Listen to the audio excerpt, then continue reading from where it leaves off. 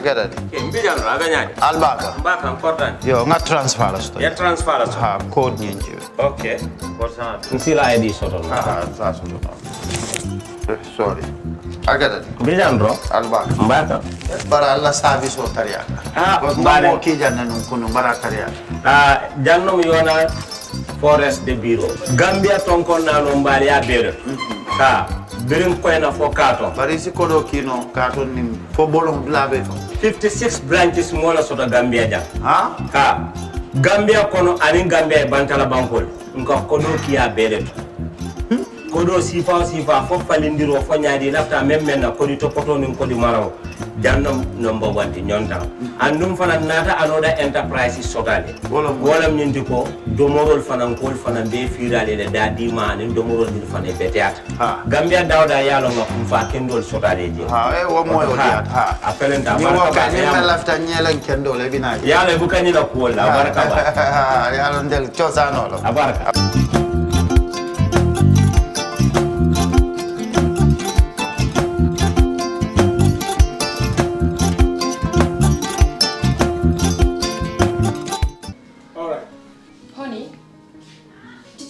him that the last time he sent the money, it was not enough to buy all the provisions. Oh, sorry, I forgot to tell him. Are you guys talking about money transfer to buy provisions? Yes. But don't you know about Baluo? Baluo? What is Baluo? Baluo is a service that your son can use to send provisions directly to you guys from the shop. And you don't have to worry about the exchange rate. Tell me how Baluo works. It's very simple. Just log on to baluo.com and shop, or download the app on your phone. You can shop on the website or using the app to buy online basic products for your family and friends. With Baluo, you decide what your money is spent on. Your money, your choice. Buy online products for your family and friends in the Gambia, Senegal, Nigeria or Mali. Baluo, better than sending money. For the first time in the history of the Gambia, Gambia Printing Publishing Corporation proudly introduces the Biliomatic exercise book printing machine. The machine has the capacity to print more than 20,000 books per hour. Yes, 20,000 books per hour. It also prints magazines, newspapers, calendars, flyers, normal books and all kinds of printed documents plus items at affordable prices. With the Biliomatic printing machine, GPPC can now render high-quality and non-size restricted printing service supply across the sub-region. Rush now and partner with GPPC for all your public and private printing service needs. Print with us today and you'd be offered highly professional, reliable and efficient service delivery by our team of experts. The Gambia Printing and Publishing Corporation is here to meet all demands and is reliable at all times. For more info, contact us on 437-4493 or 437-4402. GPPC is Gambian and it's yours.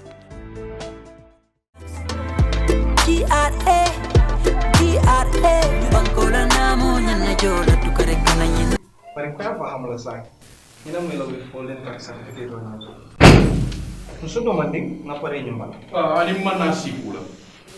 Na kibaro na soto kabonna banto. Itole mi itande na linga minti invoice bala man kino. Yamra man filo soto alla jogoba. Hani mon filo soto kandu silula kemo.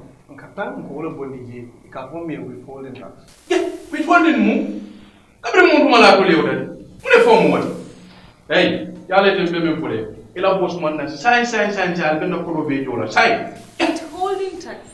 Coming aya fonye nyami wala mnamote membe larin contract jolta kabo contractor la jolto ika do kuel menke anin ika safari to mix supply abe wol kono technical wala consultancy services sidula ke moro sidula tak ika wala bondi Gambia dingol tato anin sidula tanelu wala ka bo safari la tato mun yalo ko wol make Gambia dingote mi yeta do kuola ika fo mi contracti wala nyanta kanyi namo jo tata Gambia office bunda to mun yalo ko wala be marare na namo la ko kenyala andu joro anyanta kera karo men ya kuntu ka boyle joto wala karo men be wodo ma janning ala titan dilo de timman sai mun de la na faade wo ila na faamu min dige wala min ndiko mais certificate le dire la mi alon ko ni bita jiade ibo wala sambala nyola mu nekk da sibla tam ñi na le min bonnen na imposo wasidu la tamo wala be bole ile ko doto inyanta kamu jona modo ye so akamuna o sibla tam ñi mu ndela advance na mu jolde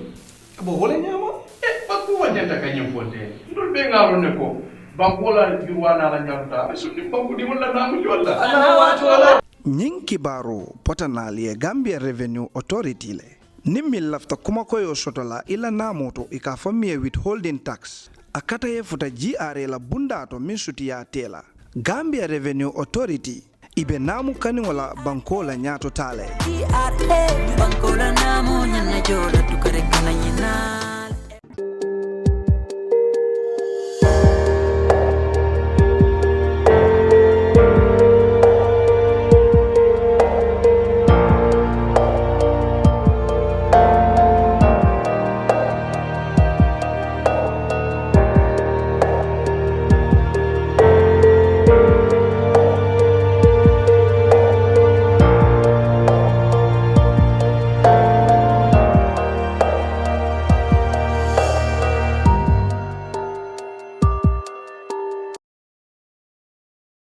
To the Brunch, your weekly look at current affairs here on Kerr Fatou. I'm Lamin Cham. Welcome back after a week's absence, of course, because of the Korite festivities. We are back now. This week, we will talk about books, about Gambian writers, about the need for Gambian languages to find space in our books, and we will also talk about the state of Gambian writing. We will also talk a little bit about what is meant by statelessness. And of course, politics is in the air. The local government elections is approaching, and we will have our opinions expressed on how do we achieve a peaceful election. Now, with me in the studio to do all that is, from my far right, Dr. Cherno Omar, of course. Cherno Omar, you want to call yourself? Why not one name? Cherno, because Cherno is a title, isn't it? Yes, Cherno Omar is. Cherno. It's like he has three titles. He has Cherno, which is a title. Omar, that's the name. And then he also have a doctor. So let's say Dr. Cherno Omar. Professor. Oh. No, let me start again. Professor Dr. Cherno Omar Barry. I don't like any legal suit coming from Equatorial Guinea. He's currently the chairman or president of the Gambia Writers Association. And he's also, of course, the vice chancellor of the International Islamic International University. How do you call it? Open University. And Essa Jallow is the interim president of Gambia Collecting Society of the Gambia, that is. And of course, veteran journalist Demba Jawo is also with us. Welcome, gentlemen. Thank you. Thank you. Let's start with yesterday. I think your organization, the Writers Association of the Gambia, had a function at the Alliance Franco-Gambian, and the theme, I was told, is how do we get Gambian languages into our books? In other words, how do we write in Gambian languages? Of course, this is a crusade that has been happening in the Gambia, and the struggle continues, and in Africa in general. How do we get African languages published in books so that the next generations can be able to read and write in our languages? In East Africa, of course, like we've been highlighted many times, they have Swahili, and I guess in Asia and other places, or even I think in India, they write in Hindi and other things. So let's start with you, Dr. Barry, telling us what was yesterday's function about. Thank you very much, Lamin Cham. It's a pleasure to join you here at the Brunch Thank for you the first time. For the first time. Yes, and also to be, in the company of veteran journalists. Okay.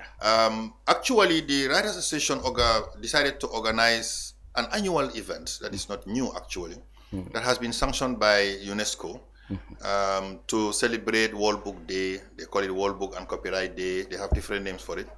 International Book Day. So the Writers Association has the tradition now of celebrating it. So this year, we celebrated it under the theme Preserving Our Indigenous Languages. And we had several very interesting interventions coming from different members of our how they call it, society. Yeah. We had our distinguished Honorable Nana Gray Johnson, who is a prolific writer, who intervened on the Creole. If you know, the Creole are those who are considered to be going extinct now. Okay. Because the numbers are dwindling. What I find difficult to understand, are they different from the Aku? That's interesting. That is interesting because, in fact, that's why that lecture was good. Okay. If you look at Creole, it's an evolution of people, but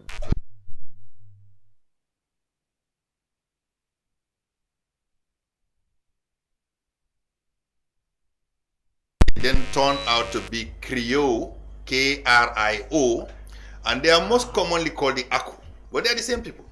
They are the same people. They are the people. Creole is the language, and Creole are the people. Yes, exactly. The Creole is the language. Yes. Yeah. If you read the books of Dr. Florence Mahoney, you will find she has explored this theme, much better in one of her books called The Creole People. So Nana was lecturing on. Nana mentioned the Creole, and if you notice, there is another group of people who are very much confused with the Creole. They are called the Oku Marabous. The Aku Marabu or Oku. They are called Oku Marabous, actually, not Aku Marabous. And in fact, these people are originally Yoruba. And then they migrated. They are Muslims. And Yoruba they call Muslims. them Hausa as well. Yeah, they do call them Hausa, but they are not Hausa. Okay. But they are actually Yorubas.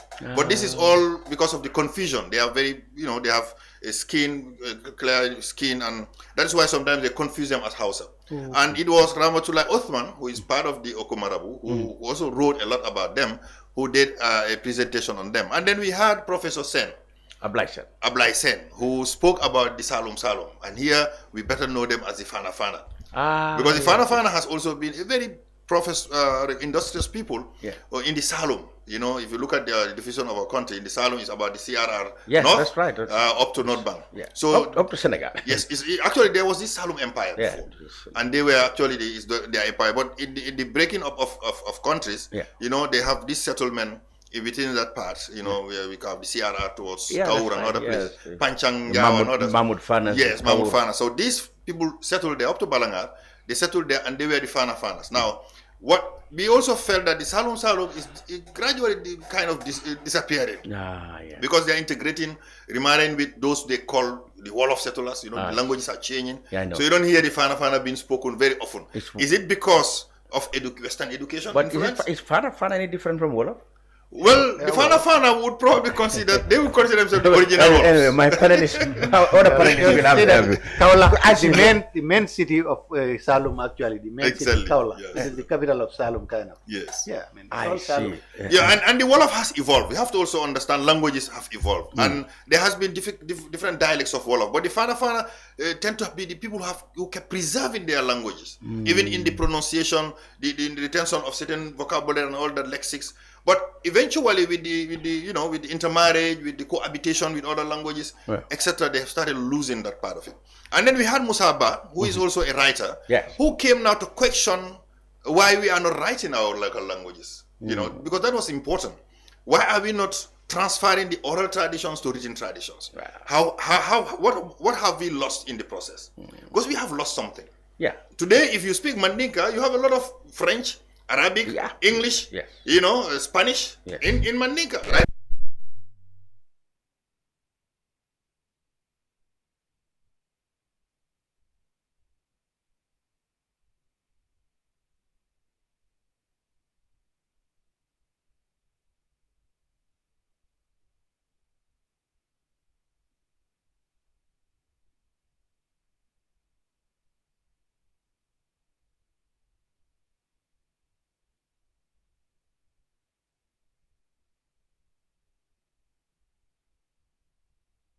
We probably do a serial lectures, mini-series every month and explore them, because UNESCO has already adopted the year 2022 to 2026, I think, as the decade. Is it decade or 5 years of?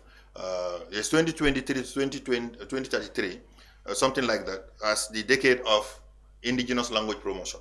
So a lot is being done all around the world to support and promote indigenous languages. You mentioned 3 or 4 interventions, and each of them on different languages. Yes. Wouldn't that be a challenge now? For example, if you want Gambian languages, online, like we.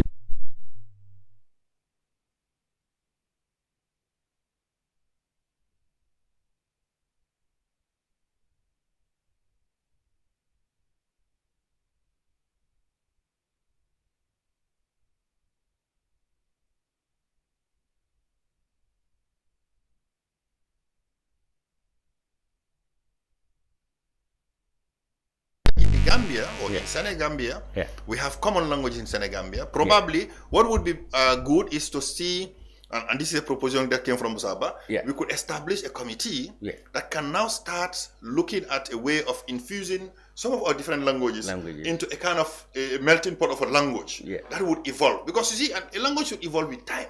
English was not what it is today. The English we were speaking during Shakespeare's time is a different English. But then it evolved today into a kind of a different English. French, for those who did history of French, the French was langue d'oc et langue d'oeil during that time. It was only within the court of the king that the language was refined. And then you have, that's when we have the Académie Française that now started coming as an institution to start developing the language, building the dictionaries, etc. So languages are created. They are created by institutions. So in West Africa, we could also have an institution that would now well established. So we will take some Mandinka, some Manjak, some Jola, some Wolof, some Fula, and then integrate them and then develop them while they evolve. And then maybe it will take probably 10 years or 20 years or maybe even 100 years. But it will evolve into a language that people will start speaking. Is it like the Esperanto project? Esperanto project, yes, indeed. Because you see, I'm saying this. There would be a time when our Wolof, our Mandinka and Fula would be completely what we call corrupted. I see. Yeah, because intermarriage will corrupt it. So living along with other people. Today when you speak certain Fula among certain Mandinka communities, you put a lot of Mandinka words in it. If you are within the Sarahole community, you speak Fula, you speak a lot of Fula with a lot of Sarahole words in it. Because you are trying to make yourself understood by the other people. So naturally these languages will get corrupted and they will evolve.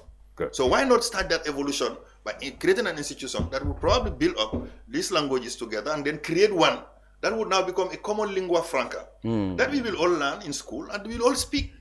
So that even the common man will learn to speak it, like the Swahili did. We will come to the efforts that have been done at the Gambia's education level later, which you dealt on at the Essa, you are the head of the Gambia Collecting Society. Your work also involves the initiatives is taken also come over on your oversight. You were there. What were your impressions? Yeah, it's really impressive because you see, for me, I look at it from the broadcast point of view. If you look at, say, how we broadcast our news, we do our news in English language and we translate it into our languages. And along the line, we get it all wrong because it gets mistranslated. So why don't we start now with we write in our local languages, we present the news in the local languages, Mandinka, and translate it in English. So that would be a challenge. that could be much better because now we are misinforming our people because what we are presenting to them in English and what we end up telling them in the local languages is very different. And sometimes really more, you know what happened when they translate the news stories into Mandinka. I always listen every day to most of the radios to see whether what has been written in our papers is what exactly they are translated. And most of the time, you are right. Issues arise in there. So it is important that the preserving of these languages in terms of writing them down, be able to study in those languages in their own writing. We will be able to present our news firsthand in our languages and then translating it to English. Probably that is better. Then our people will be able to understand the news firsthand than having it in a foreign language and translating it into our people watching you might think you are thinking about centuries of work. Centuries of work. It is still possible. If near impossible. It is still possible because as reporters, when we go in, we see things and then we come back and narrate it. We can narrate it in our own languages. That's what we have seen Lamin Cham Koteng, instead of having it in English and coming back and translating because in Senegal and even now, a lot of efforts have been done. There are people whose specialty is reading and producing the news in local language. Yes. Senegal, they do a very good job. But we should be careful. We should be careful because when you take the Senegal as an example, it is completely different from the Gambia. In Senegal, they have institutions where you learn these languages. But don't you hear Gambian you are certified. You hear Gambian radio said, "Nyara simili modes, nyeti simili modes." They learn that from Senegal. Exactly, but that's what I'm saying. In the Gambia, we don't have any institution. We don't have any institution that is recognized and teaching the national language. None whatsoever. Unlike Senegal. Yeah, unlike Senegal. Senegal, this is so institutionalized. You get to the university, Cheikh Anta Diop, or to any of their new universities now, you can learn Wolof. Up to, you can even defend a thesis in Wolof.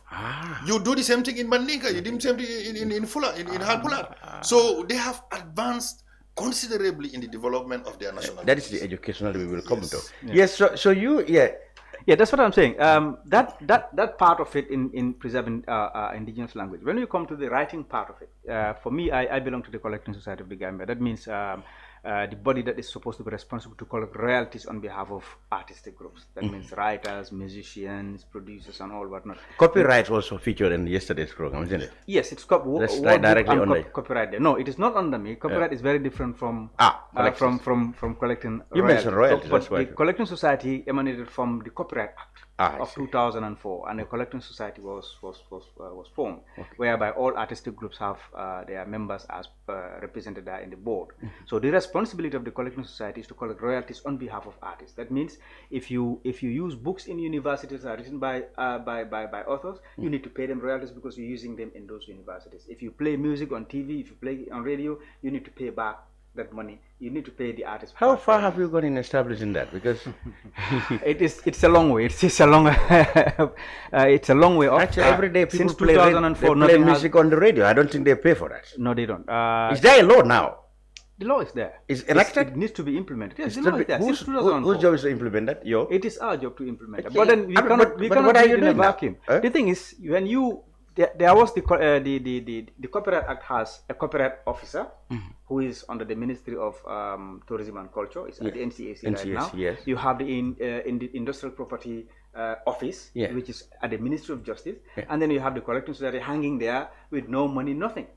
So that's the problem. So those people are the ones who to implement. Pardon? Those are going to be the implementers, including no. They all do different things. They all do. What I'm trying to tell you, these are three different institutions under the Copyright Act that are meant to implement. But then the Copyright Office is fully funded. There's somebody appointed, paid full salary. The IPO is under the Ministry of Justice. There are people there. They have been paid salary. Now you have the copyright, the Collecting Society, and no funding for it. So that's the problem now. Right. So we are trying to make sure that we have funding. We've been promised countless times that something is going to come. We are still pushing here and there, but nothing has come yet. But we're trying to also sensitize our own members because it's even our own members don't fully understand the function of the collecting society. But if you want to explain it in a very simple way, you can say that is mainly also it looks like the pension of artists. Yes. You know, even when you retire from music or when you could still when no longer can do it, then you still kept money still kept being paid. Anytime a broadcaster plays your music, there's some money that is paid into your account as royalties. Because you see, an artistic product, if you buy a phone today, this is made, it will get old, or it will come to a time that you cannot use it anymore. That is different from an artistic it's always relevant. product. Yeah. It's always relevant and it's always new. When somebody writes a book 1,000,000 years, anytime you read the book, it's the same information. And new people will come all the time too. So that's the thing. So because they create things, they have the right to be paid. It is a right. You know, that's what it's called copyright. That is what I'm saying. Yeah, that's what I'm saying. I'm just imagining how difficult will your task be to be able to collect such things. It is very difficult. We are getting there gradually. Now we've pushed the NCAC until to a point they've given us a room. But yesterday they've announced that they gave us a room because there are conditions that we put in place. There has to be some office equipment. They promised that they are going to second one of their staff to us to be an office girl or boy in there, and they are going to ask us to employ somebody else. To identify somebody who they are going to pay. They are going to be in charge of the office. And in the meantime, then we volunteer and start working on getting the funds so that we can have an executive secretary who is going to run the office and an expert who is also going to run the system, because this is going to be built on a computer system, a huge software that is in fact coming. The World Intellectual Property Organization have accepted to give us the software. It is called WIPO Connect. Yeah. It is coming, and we've NCAC also paid Gamtel to host it for us. That has been done. So when the room is converted into an office, then we will have that installed there, and then we start working from there. That's where so we it are. Means you will monitor all the media houses, and then you know whatever music is played at the end of the month, probably you send them a bill or something. Yes. So what will happen is we will artists are going to register with us, and we will collect on their behalf. Now I know, for example, a radio station or a TV can say, okay, if you want us to play Gambian music, then we are not going to play Gambian, we will play Senegalese music. It won't happen that way, because we are going to sign memorandum of understanding between us and other collective management organizations in other countries. So if you play Yusundur, we collect on behalf of Yusundur here. So there's no escape. Who is to monitor that? It is also going to monitor that. That is going to. So, but then we are going to work. We don't want to say everything that we want, but there are ways and means of doing things to. I'm just imagining the amount of work you have. When we've tried to go around and campaign, at government level, we met the Minister of Information. And the same thing goes for books and we met the Minister of Information, and the first thing that we lobbied for, we told him, look, if GRTs don't pay, we will find it difficult for us to pay.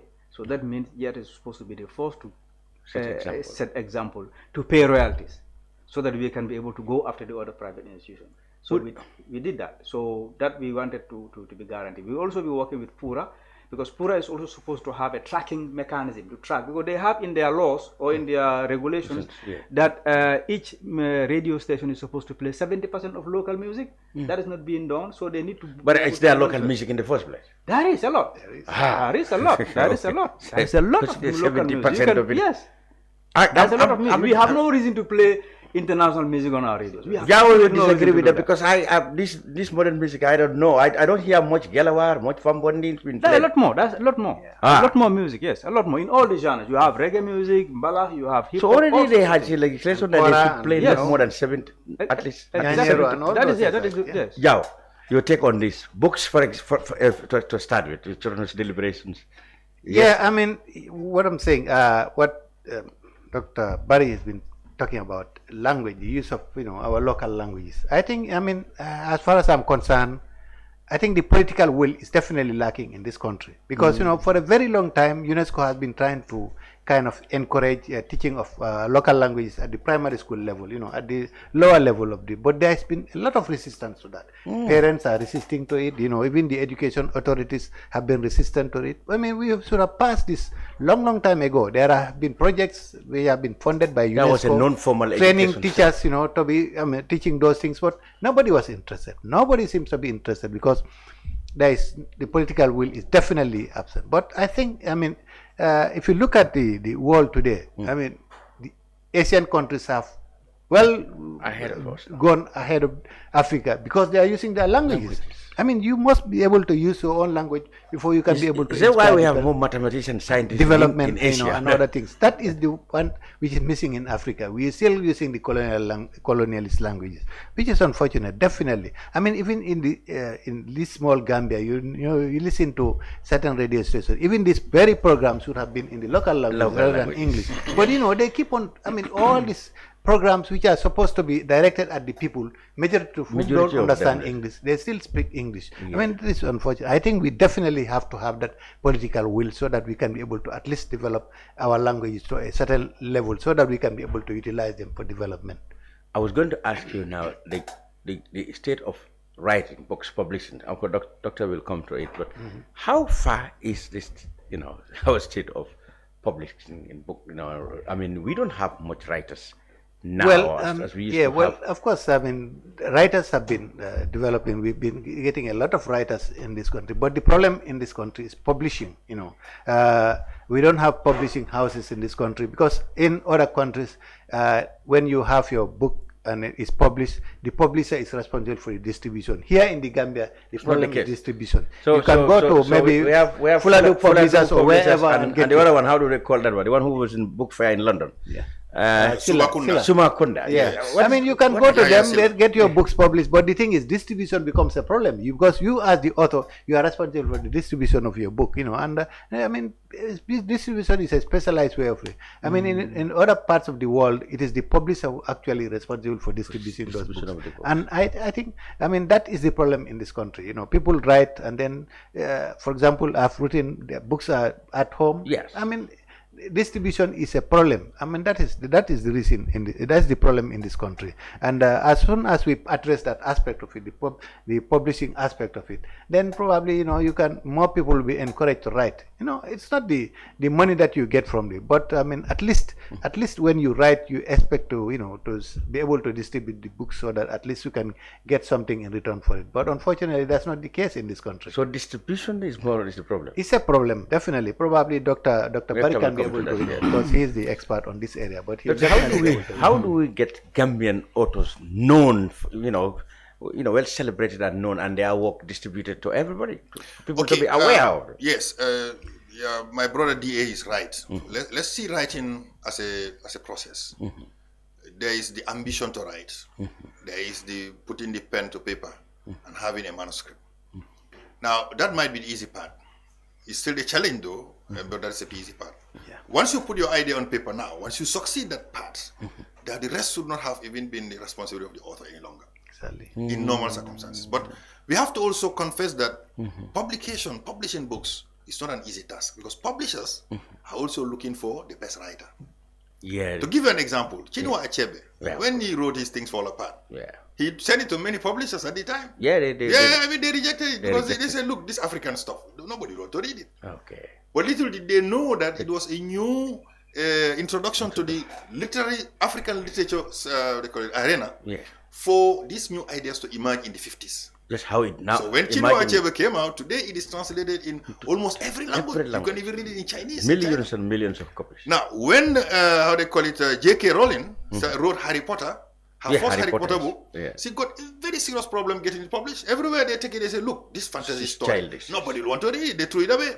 Today. But when the first publisher did it, now all the other publishers rushed back because the reading became, something that everybody loved to read. So a story needs to capture the attention of a reader. When publishers find that this story is captivating or it can sell, then they are willing to go ahead with the publication because they will invest. So the book must have to be sellable. Yes, it must be. Yeah, it must be one book captivating. That can, exactly. Just to give you an example, the Global Hands Publishing now that is now transferring from the UK coming to the Gambia, to which I am a part of. We decided that we are going to look at one manuscript that we think could be a hot cake in the market. So the first book we targeted was the one written by Alaji Seidi Baro. The Dictator is Us. Dictator is Us. Yes, we did the review. It took us 1 year to do the review and all that. Before it was published. Yes. Sometimes it's a whole process. Remember, when you write your work, it doesn't matter how much you are good in writing. You have to have editors. We have editors. We have copyright proofreaders. Editors. We go through it. We do the proofreading. That is the language itself. But we also do the editing, where we are going to check whether your idea flow is good, whether your characterization is full, and there's a host of things, technical things that some experts that go into, and once we are so that we are happy with the story, that anybody who reads it once will recommend it immediately for somebody else to read it, then we know that it's ready for publication. And I'm not saying this is only our success. The writer has done a very excellent job in research and writing it, but our publishers also, we the publishers, have done the other extra work to see that it is so attractive to read. So by the time we publish the work, it sold out even before it was launched. But we have a lot of young writers merging. The issue we have is that one, their language content is very, very poor. Command. The mastery, the command of the language is poor.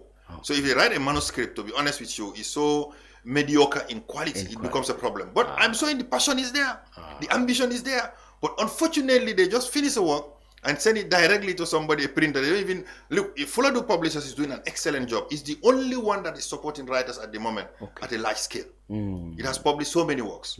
But Fode Balde used to go through these works, do a lot of editing. He's doing it alone. Absolutely. So sometimes it's overwhelming for him too. Yeah, he's very scrupulous. Exactly. But what we are saying is, we still need, like Subakunda you mentioned, actually what they do, they send their manuscript elsewhere. And it is done edited there. So if you go to Subakunda, they do also critical publishing.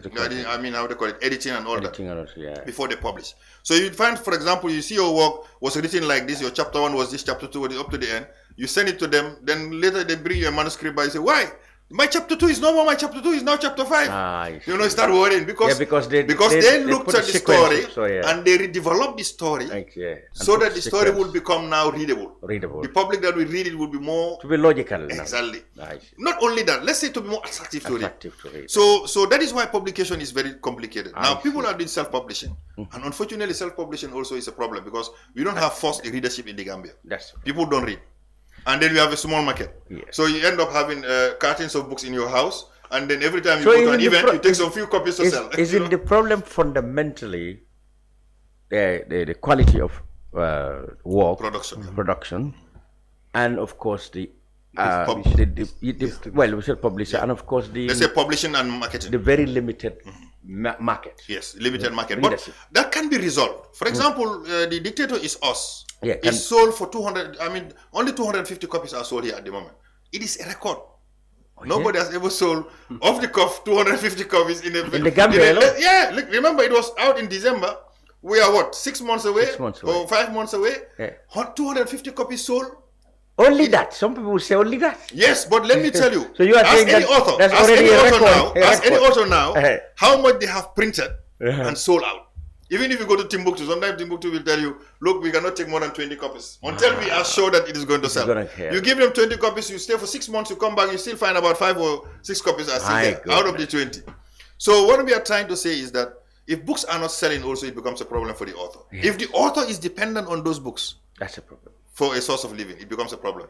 What we are saying is you can also market it outside. The Dictator is sold more outside than it is sold in the Gambia. Is that on Amazon and other things? It is on Amazon and a host of other platforms. You know, we have been able to sell, I can't remember the exact number, but I think it's as much as we have sold here, or even more than we have sold here. I think it's more than we have sold here. So this is it. That is what publication is all about. Yeah. And today, what we are saying is that even Global Hands Publishing that is coming, what they will also say, eventually if you bring a manuscript, is they will review the work. And if it turns out that your work is of high quality, and it is what we call salvageable. If we can salvage it to become a good product, and it can be readable. Yes. Once we work it on, and we will send it to the market all over the world, and it will sell. It becomes a good story.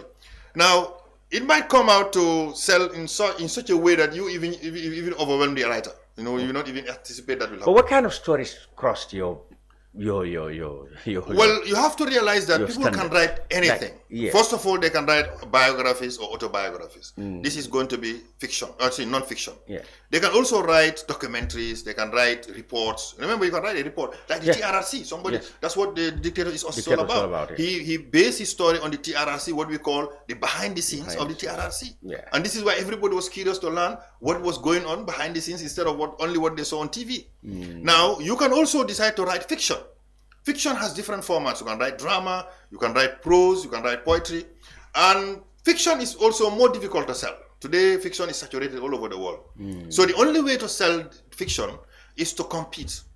You know, you have to compete in international writing competitions. You know, you have the Commonwealth Writers Competition. Yeah, the Commonwealth Writers. You know, so if you compete and then you emerge as a good writer, if your work was good and a lot of jury find it very good, then the chances are, then you will have publishers who will say, okay, we can take the risk. This guy's work is good. So then they will take the risk and take your work. It's just like music. I mean, for music, too, you have to compete. If your music is not, if people are not listening to it, are not interested, then it dies away. So books are like that. Books are also, there's a competition in it. In the Gambia, we have been trying to do some few, what we call award ceremonies to recognize certain authors, but it's at a very low level at the moment. We are probably going to improve it. We are working with other partners to improve that. We will need partners to support it because we are going to do a serious review of those who are potential writers, who are good writers, who are going to sell good ideas, who can. But then the most important is government needs to also support writers. You see, the problem is writing needs to get into the schools. One, the writer association could be what we call the middleman. We will vet works and we tell you, okay, this work is well written. It is also relevant. It's also interesting, and it can also serve as literature. Even if it is supplementary reading, but literature principally in our schools. Most Gambians. How many Gambian authors have their books, read in our schools? Or there was what we call the Fast Track Initiative before. FTI. The FTI. That MOPSI they had a lot of funding. I know about it only of vehicles. To support. I only know about it because of the number of vehicles they had. They were supporting what we call local production. So part of that local production is if you write good stories. Things that could go into the schools and benefit the readers because they wanted to encourage reading. Then they would review it, and once they recommend it, then they would pay you an amount of money. So there are several writers who succeeded in getting something out of it. However, what we are seeing more about that is that they were putting them as supplementary reading. Why? Because Gambian education system is tied to the West African education system. So what the West Africa WAEC, West Africa Education Council, is the one that kindly dictates what we learn. So unfortunately, we are still locked into that colonial, grip. So we can't have a unique Gambian education system up to now. We can, they can go in parallel. What I'm just saying is that even though WAEC is there and has recommended books, why don't we build up from the lower level, have simpler stories that we have been hearing during our telling days, and then have them translated into short stories in one booklet, small booklet, have them in the schools, encourage children to read them, and then narrate them, have activities around them, do dramatization, so that they get used to our own short stories. And then they would develop interest in reading and writing. Some of them would develop interest in reading, and eventually they will read. Part of what we are doing to fail is because we are not reading. If you don't read English very well, you cannot even pass your maths exam. Absolutely. Because your maths exam is based on instructions. Exactly. It's not only about the exercise, No, it's also the instructions. Everything. So it doesn't matter what, if they tell you that find X, you might end up saying that X is already on the paper. Because that's the way you understand your English there. Well, they were telling you to calculate to get X, you know, the value of X. Sort it out. So what I'm driving at is that we have not been promoting reading at our school levels. Irrespective of all the Jollyphonics efforts by the Ministry of Basic, etc., there is still a gap. And that gap is probably partly because some of those short stories that could be interesting to read are not brought to the attention of the children, are not brought to the accessibility of the children. They need to have these small pamphlets given free to them. They go home, they read it, they come, they narrate it amongst themselves, they narrate it in class, they make exercise out of it. So this is supposed to be part of the culture. And it's government's responsibility. And also, it will also enhance our own local language. Because if you do a talent of which is Mandinka origin, then you associate it with Mandinka, people will probably be interested to find the Mandinka version of it. Yes. So and there could still be Mandinka expressions or full expression. It also, what we call, it will also, how they call it, transfer that orality into written and eventually preserve it for posterity. Wow. Collecting Society of the Gambia. Books. Why are African Gambian authors or Gambian work, artistic work, not really well known and accessible, you know, widely distributed to people? That's a difficult question for me to answer. I mean, not being a writer in that form, but I think. But in terms of music, I mean, in terms of music, yes, there's a lot of things that are associated with that. One, you know, we've seen how our music has evolved between the 1990s to now. You know, when we first started working on music videos, for example, in the 1990s, you find it difficult to even get musicians to have do their music videos. Now it's a completely different story. You know, now they are filling stadiums, they are filling venues like nobody's business. But then what is now not coming is how are they going to pay to be paid their work.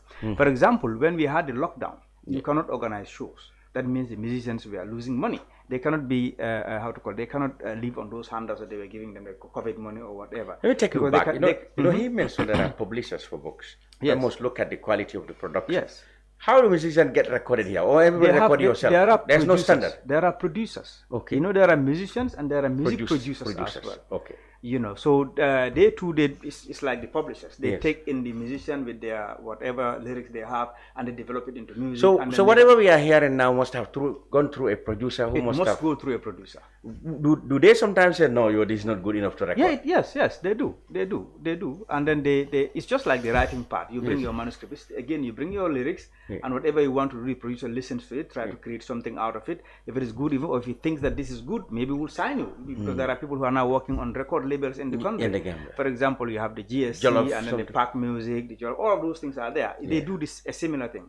So the music passes through a music producer and the music producer produces it and then it goes into the market. But a lot of process also goes through a lot of process. But what I'm trying to say, it is not enough for that music to go out alone. Because now people hardly buy music and keep it like cassettes or CDs. They will always be listening to it wherever, or they go and attend shows. Now, if you cannot perform in a show, for example, during the lockdown, how are you expecting to live on your music? You can't live on your music that way. But if you are being paid royalties, even if you even if you have one good song, you can lie down and you can get money until 50 years. You know, that is how music, because artistic work, like I said, it's always relevant. Absolutely. For example, relevant. Bob Marley's songs and Bob Marley work is still generating money for the family. Because you know, in the rights in copyright, for example, there are a lot of other rights associated with it. You know, because the filmmakers also have their own rights. If they use other content, also they need to pay certain amount of money because they use certain things. And then you have people who dance into the music, and other people who, even those who are doing the chorus, they all have their rights into the music. So it's a lot of things are embedded in it. But what is fundamental now is for us to start paying the artists their royalties. What is the problem?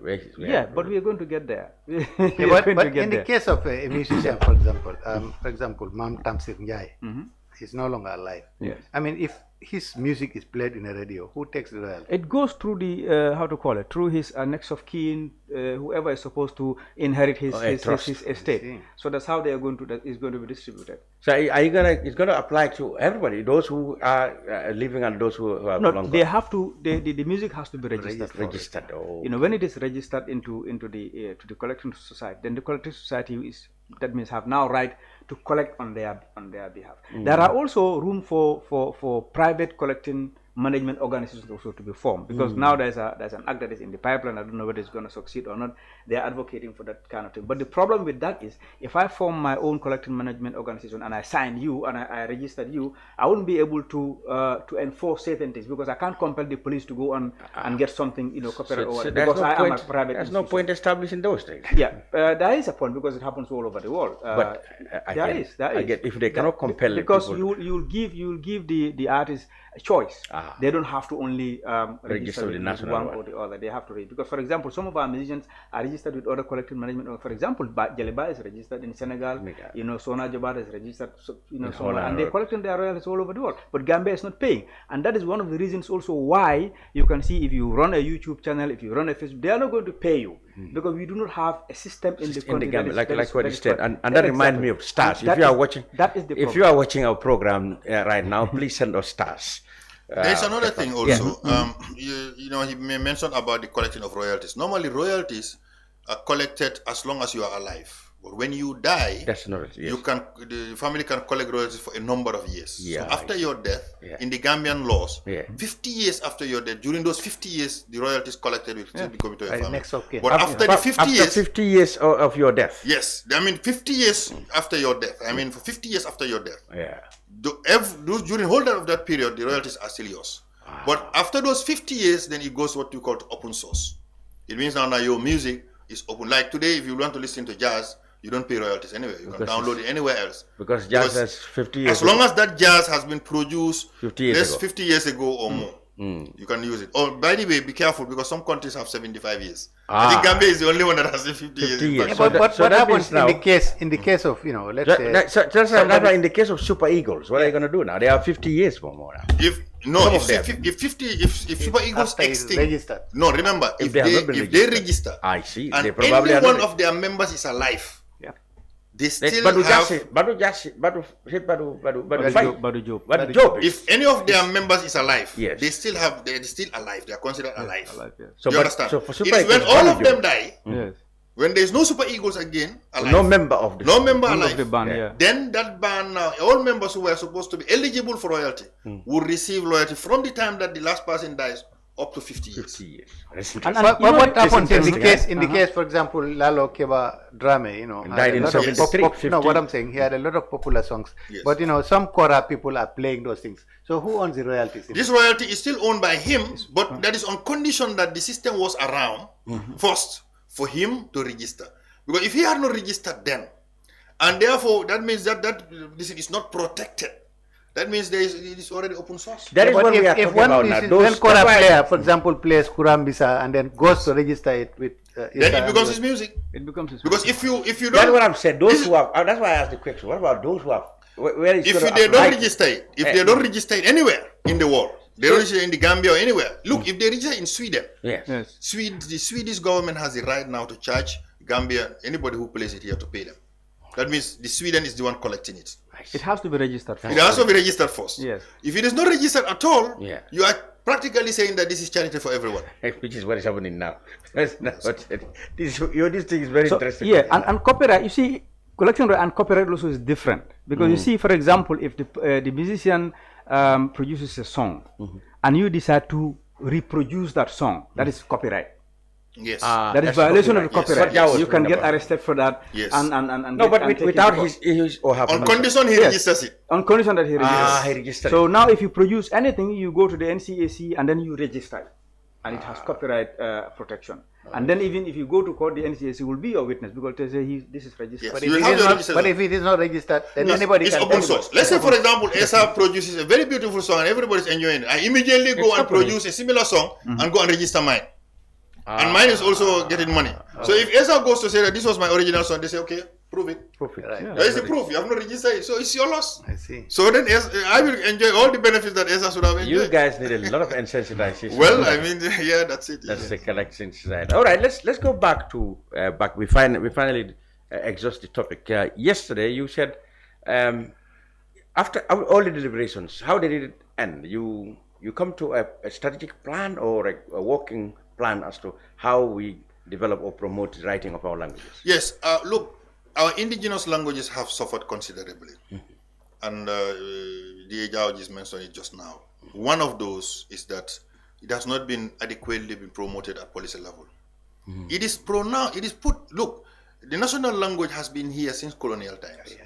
To prove it, the first missionaries who came, they learned the language. They were preaching in our local language, in Wolof and in Fula. The missionary work mission, particularly. I remember that. Even the Catholic mission, the primary school that I went to, we had the catechism. It was in Fula. Yes. Work mission where I was in Latrikunda, exactly. they had a song in Wolof. Yes. I mean, a missionary song. I don't know how the Christian, so that's in Wolof. So they were reading and writing. They were writing. Napakati net. Yes. Linalenda. Okay. Napakati net. So that is practically a poetry. Missionaries wrote that in Wolof. That's it. So what I was trying to say is, this thing started a long time ago, and it developed during the colonial period. There was vernacular language being taught even in the schools then, and immediately after that, now when we got independence, we kind of started dropping away from it, creating distance between us and the national language.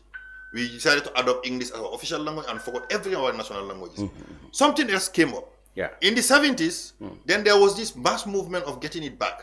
Then that's when we had the National Curriculum Center being created. And the non-formal education. Yes, the non-formal education. And then we had the Siam Kintes, the Honorable Sidi Ajatas, the Batarawales, the late Batarawale, the Bakari Sidibes. Yes, so all these people now were one of the pioneers of developing books. I'm talking of exercise books in our national language. I even have some of their copies. They will develop these exercise books in our national languages, which was meant for the education system to put it in the system so that we start learning the national language at an early stage. It never happened. Most of them even resigned because of that frustration. Oh yeah. They will tell you yes. Because Honorable Sidi Ajata is still a that man is one of the greatest linguists of the town. Yeah. If you ask him, he will tell you this. So unfortunately, that died away. You know, the non-formal education did not kick off as it was required. So I remember when I was a PS, we came with what we call the comprehensive education policy in 2014, and in 2015, 2016 it was launched. In that one, we created what we call the bilingual education. Our intention was every child should start learning having their local language as language of instruction, at least in the first 3 years as a pilot. I remember that was talked about. Yes, and after that, then we will have to introduce every local language depending on where they are. Let's say, for example, you are within Dongroba. That is a predominantly Fula community. In Jara Central. Then you teach the local language, you teach Fulani. Because even the Wolof in Dongroba will be speaking Fula. Because of the that's right. They already understand. Great. If you are, for example, in Panchang, Fana is predominant, so you teach it in Wolof or in Fana. But if you are in how they call it Numuwel, then you use Sarahule. So what we are saying is, let every child have the opportunity within their region where the predominant language is spoken by everybody, where the child has the potential of easily learning that language, to be given the opportunity to learn to read and write in that language. I see. Now, when the pilot came up, the primary grade 1 to 3, they decided to pilot certain schools. You know what happened? Something incredible happened. All the children who were being taught with in Mandinka, Wolof, and Serahul and other as the language of instruction, in mathematics, in English, they exceeded considerably in their results. They performed far better than all those children who followed the normal system that we know. So why didn't you... It was never, it has never been spread out and then implemented. The will was not there. Yeah. But at what level? The presidential or cabinet or policy level as well? Let me call it policy level. Now, policy level implicates a lot of things. You know, Minister of Basic and Secondary is responsible. The cabinet is responsible. Normally what happens is that the ministers should have a report of that kind. Look at the success of it. And the parents as well. And the parents too. I agree with you too. Because there's a resistance. Now, remember, you know, when we all grow up, you realize that the parents are always proud to see us speaking English. Because they think that the Tubab language is now going to open doorways for you. I mean, for some parents. Some parents also will resist. But others will say, okay, the moment you learn the Tuareg language, the moment the potential for you to go to Europe is there, the moment for you to become a big ambassador somewhere there, and a big senior government officer. They are proud to see their child grow like that. And they forget that the basis of education itself is to learn the indigenous knowledge. Not only language, everything should be indigenous. Because that's how the Asian giants grew. Singapore didn't grow because they were learning English alone. They were promoting their language. Korea, South Korea did the same. Japan did the same. So today they're extraordinary scientists. But everything they do, they're doing it from their own language. So basically it means that because the West, like the Western education, Britain, you know, they have no other language. Presently, we don't have any national language policy. I was one of the few consultants who started the roadmap, and I think there's still some support coming up, but it is getting late and late every time. Yeah, but I'm always saying that let us really make this a great priority. We would like to know, we would like to be reading and writing in our local language. We would like to establish research institutions that would also be doing research in our local language. We want to preserve knowledge that we are losing in our local language. If you go to the National Archives, National Center for Arts and Culture, they have a research unit. There has millions of work that has been collected by people like Bakari Sidibe, that has been recorded, that has to do with our history, the history of Kabu, the history of Fuladu, the history of the Musa Molos, the Fode Kabas. This has all been recorded, but it's in oral. It has been digitized at the moment, though. Yeah, I remember but it has never been transcribed. It has never got to the schools. NCSC. People in the schools don't know who is Fode Kaba Dumbuya. They don't know who is Fode Silla. They don't know who is Musa Molo. And these are people who have participated in the development of our nations. You know, even Edward Francis Small, who is recent compared to those people, they don't even know that. They don't even know that. So what I'm saying is, we have a lot that we are losing as part of our indigenous knowledge. One of it is medicine. We cannot transfer this knowledge because it is only transferable from word of mouth. You know, you have a father who will probably use herbs and barks and leaves and things like that. And when he dies, the knowledge is gone. It's gone. Today you have a lot of charlatans around because everybody wants to also look at the local medicine as an alternative form of treatment. But unfortunately, you have a lot of misguided guys or charlatans who are around who are also using that opportunity to exploit other people. So if we had got this knowledge registered, then there would be more research. Probably if you were to drink a big cup of or a big bottle of cassia water, boiled water, or mango leaf boiled water, instead of having to drink a full 1.5 liters, that might probably have consequences in your health. You might be required to drink maybe a dose that would be much better. But today they tell you go and drink a full bottle. And you just drink the full bottle. You don't know what you don't know what it can affect your kidneys. But you know, I mean, we have a lot to do to transfer this knowledge that we are losing into our into produce documents. So we cannot do that unless we write and read in our local language. So your work as a Writers Society of the Gambia Writers Society and the Collective Society of the Gambia is cut out for Essa Jallow and Dr. Barry. Now let's move on to another topic we talk about, that is statelessness. And we'll end, of course, with our thoughts on the local government election. Statelessness, I understand this is an issue that you've been very passionate about, and it's been an issue all over, especially in our sub-region. Yes, it goes like you have people who migrated, or maybe they came as kids, or they came as adults, have children here, and those children still can't become citizens because the law of the Gambia since 1965 is that you must naturalize after 20 years, 20 years or 10 years or something. But all those things, I remember in the last constitution that didn't see the light of the day. You know, there have been a lot of efforts to ensure that citizenship is defined in a very clear, unambiguous way. But we still have a long way to go to do that. The issue of statelessness sometimes is lost to a lot of people. They don't even understand what it means. But if you talk about statelessness, these are people who have not been considered as nationals of any state. They don't have any nationality. So this is very difficult to understand because you don't believe that anybody will be alive without a nationality. But let me give you the example. In the case of the Gambia, we have a lot of migrants who come to the Gambia. Most of them are economic migrants. They come and settle, they do business. Whether it's small business, big businesses. And eventually they adopt Gambia as their home. They do go back to their land, to their origins, but they will go because they are connected by parentage, and all that. They might have left their parents there and all that. But then they settle here.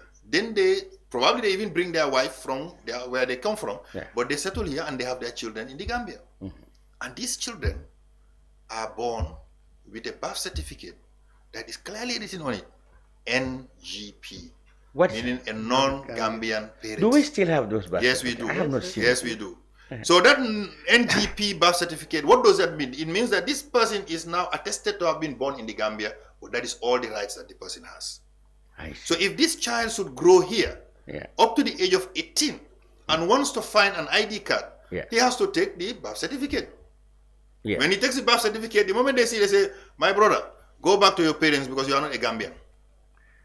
The Gambian is born in the Gambia, got 18 years in the Gambia, has done primary school, secondary school, he's speaking Wolof, Mandinka, and that person knows only the Gambia, no other country in the world. He knows only the Gambia, because as I said, the parents have settled here, they have adopted this land, they have not been taking their children back to their origins, they are only going there, as I said, because they are linked to it because of their parents or something like that, but they have really adopted Gambia. Nice. So they stay here. Let's go back to the constitution. Because in fact, myself, can you imagine, I'm so ignorant of the fact that there are two types of birth certificates here. Yes. But that's because the constitution said you cannot attain citizenship just by birth. Because in the constitution, what is being defined since 1965, up to the 1971 constitution and up to the 1997 and the 1997. All of it says in their first paragraph, here you find in chapter 3 of the 1997 constitution, it says that you are a Gambian if one of your parents is a Gambian. If you are born in the Gambia and one of your parents is a Gambian. That's automatic. It's very clear. But not if you are born in the Gambia. No. That was before independence. If you were born before 1965, of parents who were not Gambians, you are automatically a Gambian. So now, even if a child is born in the Gambia, but the parents are non-Gambians, that person is not a Gambian. No, that person is not a Gambian. That person is still considered a foreigner. Even if the person goes to, any primary school around, like a normal child, and goes to secondary school and finishes secondary school, gets the best results in the Gambia, it doesn't matter what, the person is still a non-Gambian. So what about going by the constitution, or at least what we call the Nationality Act, because we have the Nationality Act. You know what we can have? It's going to be a vicious cycle. If there is such a person, we also give birth to another person. What's going to happen? Well, if that person marries somebody who is not a Gambian. Yes, that's it. Let's say that person marries to a Tuba. Or a non-Gambian. Or a non-Gambian. Yes. Then automatically the children they are still non-Gambians. Because that person is not a Gambian. I'm a non-Gambian and I've been living here. My child is a non-Gambian. Yes. So now what we are trying to drive at is there is a gap in our constitution that is not addressing statelessness. Yes. So what we are saying is the logic is that in the constitution there is also what we call the right to naturalization. What does that mean? It means that provisions have been provided for a migrant who has adopted this country and has decided to stay here permanently. After 15 years of staying here, after being regularizing their status as a migrant by paying their what we call the annual resident permit. Yes, some people, if you are from West Africa, you only pay resident permit. But if you are from non-West Africa, you pay also alien tax, alien card. At the same time, you have two cards. Absolutely. And then you are here for 15 years. You have good character. You have not been doing any crime. You have been doing business. You have been listening in the country. Then it is eligible for you to request for naturalization. I see. But this is where the problem is. I think such a problem only exists in the Gambia, because I was in Senegal for over 10 years and I've never been asked for a residence permit or or even no security officer has ever stopped me to ask said, where is your residence? No, practically this is only most of the time in the Anglophone countries. In the Francophone countries, you don't find most of these problems. I think this is but I don't think it's in Sierra Leone in Sierra Leone, you will regularize yourself. You will regularize yourself, but nobody will attack you all the time to ask you for papers.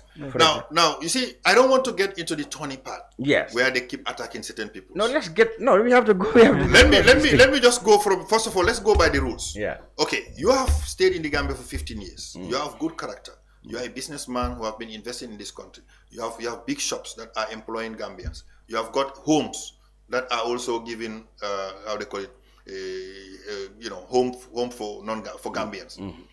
Then you say, okay, after 15 years, I want to be a Gambian. Then you submit your documents. The routine is, you go to the immigration, take naturalization forms, fill them, and then put in all the attached documentation that are required, including a recommendation from Gambians. And then they will compile all that, put that dossier, and send it to the office of the president. Because the office of the president is the only person authorized by the constitution to approve somebody, a non-migrant, to be a citizenship. Now, what does the office of the president do? They don't have the expertise to review that. So they send it to the Minister of Justice. Let me say, from the office of the president to the Minister of Justice, whether it is gone or it is bad, something there disappears. So you send your dossier, it doesn't come back. Nobody writes back to you. Nobody informs you. You sit and wait for a year. Now, in the expectation that it will be approved, probably you have not regularized yourself yet. So after the end of the year, they tell you, okay, you have to regularize yourself. You might even be arrested for not regularizing yourself.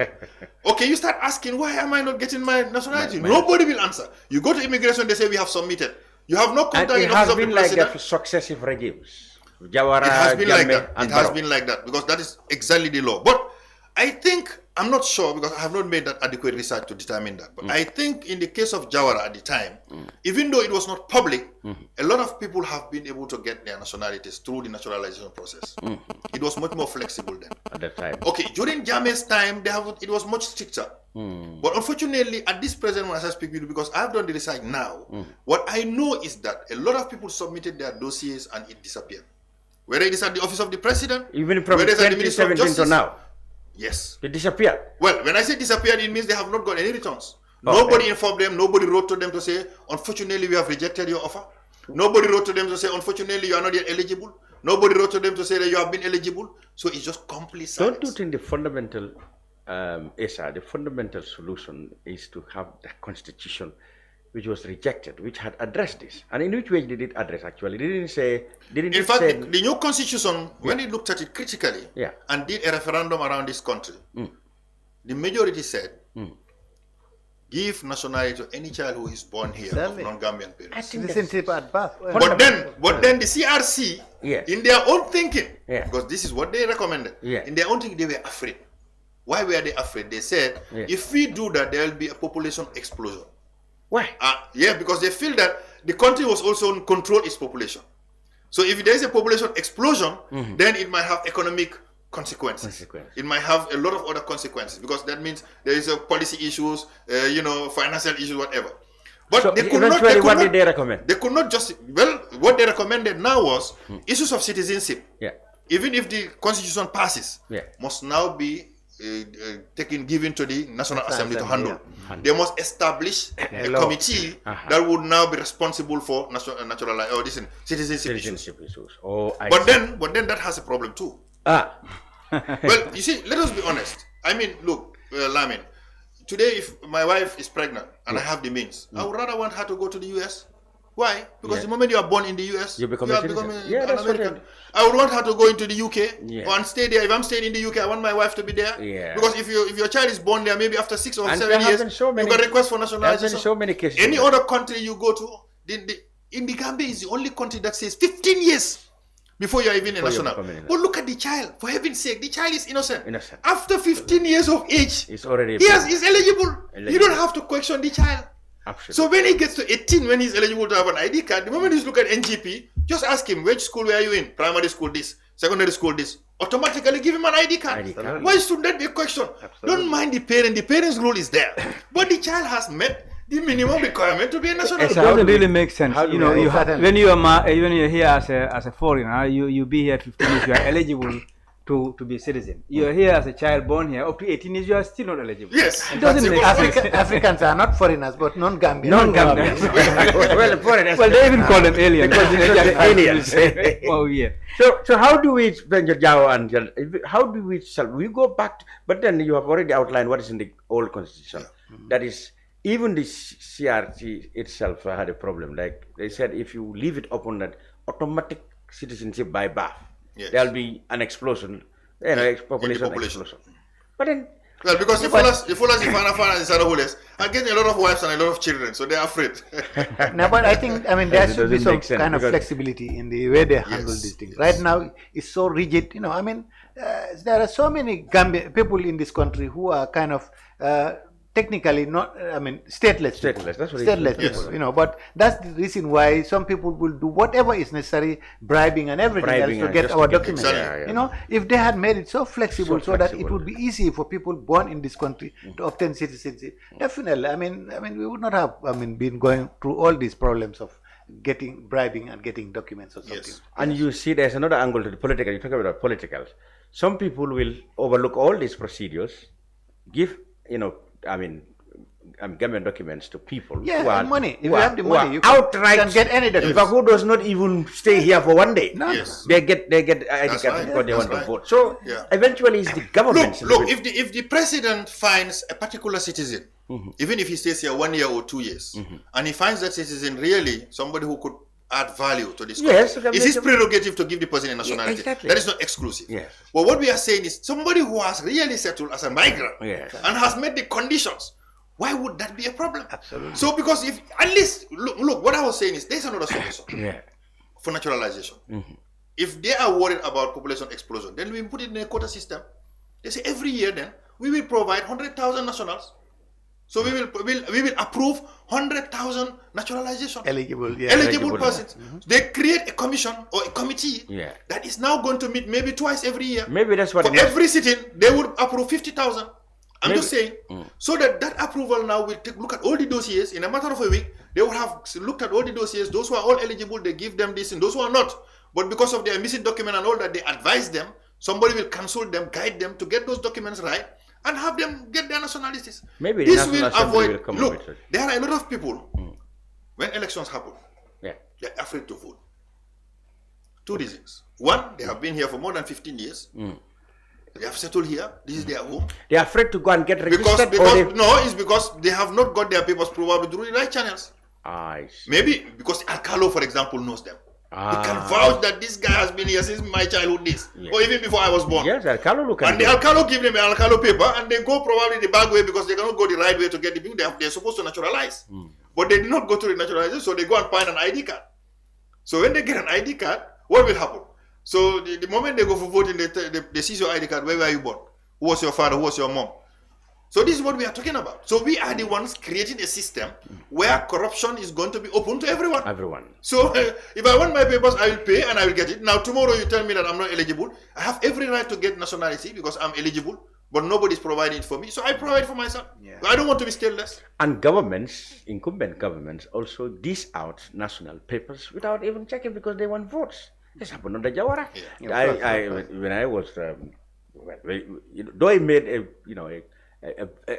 literature of illegal registration in Serekunda on the Jawara's time, big book. I am from Serekunda. Nobody knows which part of Serekunda. This one definitely is not a Gambian, but they registered. It happened on the Jawara, on the Jambe. Almost certainly must happen. If the objective definitely is for votes, then that is very a crime. That is where the problem is. Yes. So this is why I think we should resolve the citizenship issue once and for all. Exactly, once and for all. And then everybody must go through the right channel to get their citizenship. Yeah. Do what is required, meet the conditions, and then where it is eligible, if the person is doing good business, you investigate. If they are doing good business and they are not doing any criminal act, they are law-abiding citizens, they are of good character. The characters, this is well defined in the Constitution. It's well spelled out. If they meet all that is required, they have a certificate of good character, and they are doing their job, they are doing their business, why are they deprived of a nationality? If you do that, then they go the other way, and the next thing they want to go and vote, you capture them and you say, this one is not a non-Gambian voting. You remember the Senegalese MP from Kabana who said, he said, if the Senegalese government really don't give documents to them, they will all become Gambians. Yeah, of course. Because all of them have got Gambian. Yeah. So that's the kind of situation that is. Okay, let's end up with the temperature now in our local government elections. We know that there was an acute, if you want, lack of voters or vote apathy, if you like, voter apathy in the area council one. But this one is looking like a mini presidential election to me. If you look at so far the ambience in town, it's more or less a mini presidential election. What has been your impression? Well, I think for example, I had the IEC saying that the turnout was 41%, which definitely I don't believe, because everybody is talking about 25 or thereabout. 25. And if you look at the numbers, definitely. There is 200,000 plus. Voted, and the figure on the registration on the voters is over 900,000. So if you take 200,000 plus, even 300,000, out of 900,000, definitely that cannot be 41%. Is that what the IEC said? I think that's what they said. They insisted that it's 41%. They said it's a good turnout. But it doesn't make sense to me. I think what has happened with the IEC is that they need to have statisticians, in place. They need to have all these people so that they can be giving us the correct statistics. And did you even heard about an error that they supposedly admitted in Bartes word or something? I think they need to. They need to definitely, get their act together in some of these things. Well, about temperatures now, we had... Well, the temperature is quite high, because I have no doubt that the turnout for this mayoral and chairperson election is definitely going to be much, much higher than... There's a lot of excitement. Yeah, because there's a lot of excitement, and here you are talking about few maybe individuals to be elected. Unlike in the area council, where you have hundreds of people to be elected. Where do you think the keenest contest will be? Well, of course, it's Brikama, KM, and Banjul probably. But definitely this area, because the concentration of the population is in these three places, and there is absolutely no doubt that's where everybody would be interested. To win these areas, because whoever controls these three areas, definitely you control the heartbeat of this country. And because it will be very hotly contested. Up country, of course, we know that the NPP is virtually going to sweep that area. But for this particular area, it's going to be very, very hotly contested. What's your journalistic view on the conduct so far? I think the local government elections, the major problem also there is there was not enough sensitization about the local government, and then it also came in the Ramadan, because some people even didn't know that was voting. I think the IEC need to invest more in sensitization. All they do is they host panel discussions, 1 or 2 or 3 of them on GRS, and that it's not sufficient. I think we have a civic education, whatever, in the country. I don't know what they are doing in terms of sensitizing people as the importance to vote and all whatnot. That is very, very much lacking. It is seen as a non-important thing. Yes, I think that's the attitude, but not because they don't know about it. But because people are not being reminded of its importance all the time, and this is why they think if you are not reminded, then they think this is okay. And for example, the caliber of people also they see contesting in those local government areas also. Like for example, a late chief once described it the role as Karambali Plaza, Karambali. So, But local, I think local government is very important in other countries and in advanced countries. Even in the Gambia, it's supposed to be very, very important. But as Essa said, the sensitization was definitely lacking. People knew that local government election was about to happen. But exactly when I think the IEC should have done much, much better than, in sensitizing the people. Civic education, they are there, they are doing good work. But the thing is, they are underfunded, the authorities don't give them much notice or much priority, and they should definitely be empowered so that they can be able to, sensitize the people more. But the IEC definitely need to do much more than that. Why do everybody think that the presidential seat is the most important election, Doctor? Yeah, look, the first question they will ask themselves is, what are these local councillors going to be of benefit to them? They will understand that the president is going to be of benefit to them because he's going to run the whole country. They don't understand maybe the mayor would be a benefit to them because he's visible, he's doing, helping the garbage collection and all that. But a councillor, some of them don't even know what their relevance are. The councillor is elected, and after that, up to the next election, probably they don't even see them. That is a possibility. I'm not saying it's not happening. It's happening. Maybe they don't know their roles. Exactly. They don't understand probably the essence of a councillor to vote for them. So most of them will say, okay, this is just a waste of my time. I have other more important things to do. So this is why you have this low voter turnout. And most of the councillors probably is people who love them and like them, who are close to them, they have been able to reach it in their community, who will come and vote for them. So, but yes, I agree that people need to understand that the basis of all elections is actually at local government level. Probably, and I think the recommendation was made once by the Jawo.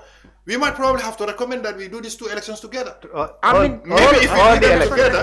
Maybe when we do them together, it will be of a different thing altogether. That's the only solution. Yes, because one, it will save the whole cost of having to organize many elections. But secondly, somebody will come to vote for the president, and the mayor and the councillor will also say, okay, you know what? I have my choice of the president. Okay, my president's councillor is this one. Even if that is the objective, then already you are there with your voters card. Exactly, if you are voting for a party, you vote for the party, and then you vote for the other, and you do it once. So the presidential elections on the Jawara was in the latter part were done in the same day. So maybe this is what they will have to be more cost effective. In fact, it will be much more cost effective because every time you recruit election officers and what all that. But I think also they talk about logistics. They said if we stayed with this marble business, it will be impossible to organize 3 elections on the same day. Remember this? Yeah, because they don't have enough marbles. Yeah, and ballot boxes. Apart from that, enough boxes. Yeah. No, then what I'm just saying is that election reforms now are really important. It's really important. People are moving away to. For me, I would love the marble because I know a lot of Gambians are not yet completely educated. But if Guinea-Bissau can, use the ballot and then they are having successful elections, I mean, Gambia.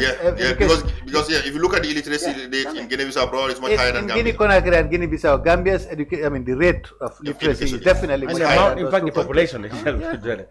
But are you watching the trend in this one?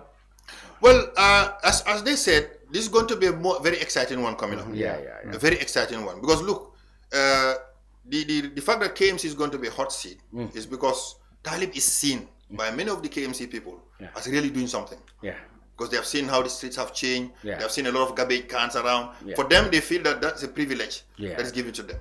Now, if the NPP needs to really bring Talib out, they should have a candidate who will be able to give a good manifesto they think that they can take him out. They think they have it in Bakary. Well, they have it in Bakary. So in that case, then Bakary must demonstrate that he is actually a good opposing candidate to Talib. So this is going to be a hot one. Because certainly some people will probably say, okay, we love the NPP, but is the NPP the best one for us here in KMC? So that kind of this is going to be there. So that means the NPP must really pull their sleeves on and really work. How about West Coast?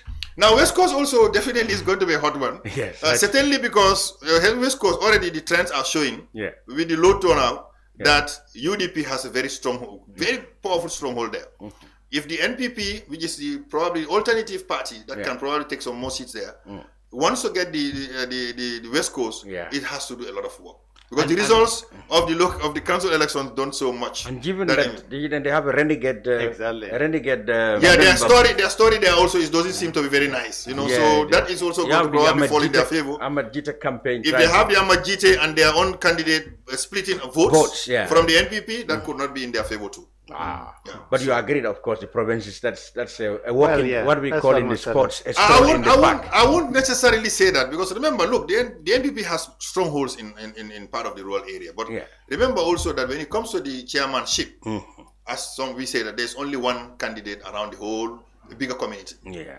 So what are the chances that, remember if you have a small spot here, you might have the NPP winning here, NPP winning here, and then but now it all come to one. But if it comes to one candidate, I'm always saying that people probably they don't vote. Sometimes some people don't vote party. No. Especially in local elections. In local elections, people don't vote party. They vote for individuals. Yes. The only one who will vote party is the one who doesn't know the candidates at all. Yes, you come and say, okay, NPP is my party. But if you got to know the candidate a little bit and see that the candidate is an individual who has got impacted you in one way or the other, you will not mind about the party. So this is why they have to understand that playing the cards here is very, very tricky. So there is no given that NPP is going to completely clean. That's my view. So it means that they also have to pull their sleeves and work hard. Otherwise, if they relax too much, they could also lose. But the big prize is definitely these three. Yes, the big prize. West Coast, KMC. Well, Banjul, the local government election, the area council election seems to suggest that the NPP has no hand. And that's in terms of councils. As Doctor has said, but here is the individual that matters. When it comes to it's not the party affiliation that matters most. And if they see Rohi as a change giver, if they see Rohi who has been probably very much involved into a lot of projects that are impacting particular lives of particular individuals, they will see Rohik Malik Law. They won't see UDP. And you would so not that's where the know problem lies. those who stayed. I mean, who didn't go to vote in the election? When they come out, who are they going to vote for? I mean, in fact, they are more because I mean, if it is 25%, then 75% didn't go to vote. Yes. So these people, most of them this time round, we expect them to come out to vote. Who are they going to vote for? So it's not a foregone conclusion. It's not a foregone. It's going to be stand. It's going to be a tough one. Yeah. Well, peaceful ones. Of course, we've heard that there was an alleged attack on the NPP convoy in Bakau, and today we are hearing an alleged attack on the UDP convoy in Serekunda. So it's getting hot already now. Yeah. The violence is not good at all. I think we will have to appeal to all the political leaders to really advocate for their supporters to be calm. Because look, in elections, you don't have to agree in everything. I mean, the parties will all want to contest. They will want to be the stronger ones. They will make arguments. Some of it probably are true. Some of it are not true, are not based on fact. Exactly. But whatever the case, it's an election moment. We all know how tensions can grow. If violence gets into it, it can cost other people's lives who are innocent. And I think the police also need to control this caravan. Because I mean, when you have caravans, you go to areas where probably your opponents have edge over you down there. You can also. I think the calendars too. Because I think there is conflict of calendars also. Sometimes where they are closer to each other. But the IC is trying to harmonize that. But I think what he said is the most vulnerable thing is the caravans. Because if you have localized meetings, perhaps they won't cross each other's path. But the caravans are where troubles can potentially occur because you will pass areas that. Where I want to comment is the way we our colleagues would report these incidents. That also is important. If we are working with a particular convoy, let us not see ourselves as being part of that thing where we say we are being attacked. So we have to remove ourselves out of the story and look at it objective. So we report the facts and not being too emotional about it. I think that is very, very important, and the kind of things that have been said to other people. Well, actually, I would prefer official. The police are also slow and icy in addressing this matter. Because with social media also, by the time they react, the social media would have destroyed a lot of. No, but the police should also be act. I prefer official police or IEC sources. But when you have to wait 3 days before the police would say anything, the social media would have already. That's what I'm saying.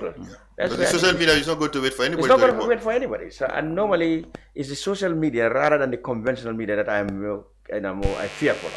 Anybody can broadcast himself or herself. But unfortunately, a lot of social media now are conventional media because anybody who has a phone now has it. He's called a TV.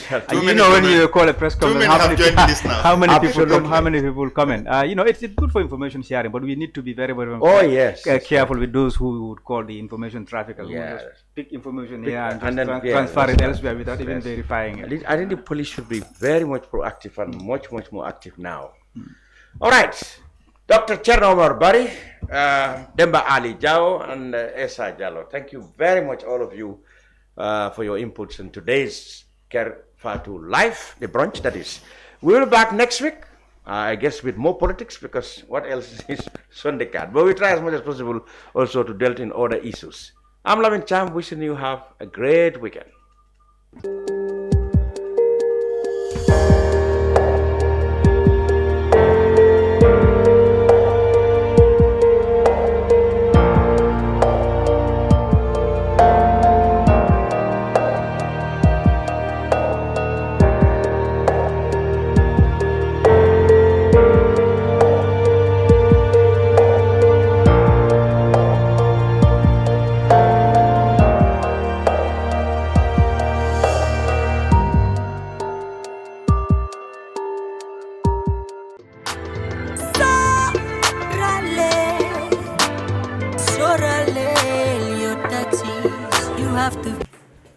I hope you understand now. Yes. This is your withholding tax certificate. Thank you. Sorry, sir. Give me a few minutes. Let me finish with her. I am not here to sit. I received an alert from my bank. It's like you made a mistake. The amount transferred to my account is different from the amount on the invoice I issued to you. No, there is no mistake. We deducted 10% as withholding tax. Withholding what? In fact, what is withholding tax? As he just told me, withholding tax on contract payments is a deduction from payment made to contractors carrying out work supply of labor or materials, and or provision of technical or consultancy services. 10% is withholds for Gambian residents and 15% for non-Gambian residents. The contractees remits the amount withheld to the nearest Jare tax office in the month of deduction or on or before the 15th of the following month. What's my interest? You will be issued a certificate which you should take to GRA when you go to pay your quarterly and annual tax. What happens to the 10% deducted from my invoice? That 10% will be less from your tax liability. So it means the 10% is an advance payment of my tax liability. And I only pay the difference of my tax due for my quarterly and annual payment. Correct, sir. Buba, you should have told me this.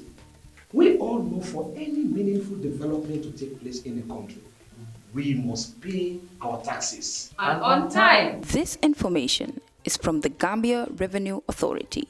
For more detailed information about your withholding tax obligation, please visit any of the nearest GRA offices. The Gambia Revenue Authority, collecting revenue for national development.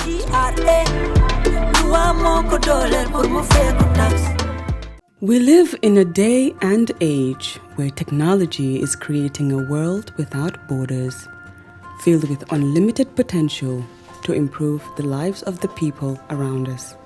Innovarex Global Health ushers in a new way of leveling the playing field with increased access to quality healthcare services delivered at your doorstep.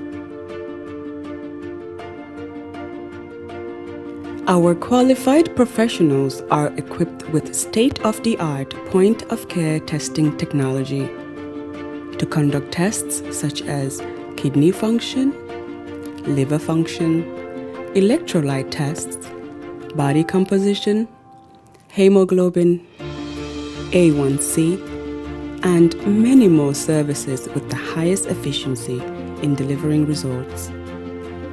The addition to our flagship Wellness on Wheels, more fondly known as WOW Delivery Service, brings the entire clinical experience full circle. IGH has remained committed to creating the future of healthcare delivery. Gone are the days of sending loved ones outside the country for basic medical services. Innovarex Global Health offers a new peace of mind and takes pride in delivering the quality of care we all deserve. Islamic microfinance is becoming an increasingly popular mechanism for poverty alleviation, especially for developing countries around the world. This microfinance service adheres to the principles of Islam as a form of social responsibility. Yona Islamic Microfinance is the Islamic microfinance of choice in the Gambia, trustworthy and reliable. At Yona Islamic Microfinance, we provide savings products, current accounts, financing products in conformity with Islam. In addition, Yona Islamic Microfinance also offers local and international remittances, takaful fund, management of zakat, management of awqaf, trading and investment, and building of strategic partnerships to bring financial services to the doorstep of the poor with donor projects, madrasas, youth organizations, women groups, and farmer organizations. Make a choice with Yona Islamic Microfinance today. For more information on Yona Islamic Microfinance, call 377-2151 or 9832-151 or visit Yona head office at Tipa Garage, Bakote, or visit any Yona branch located countrywide near you.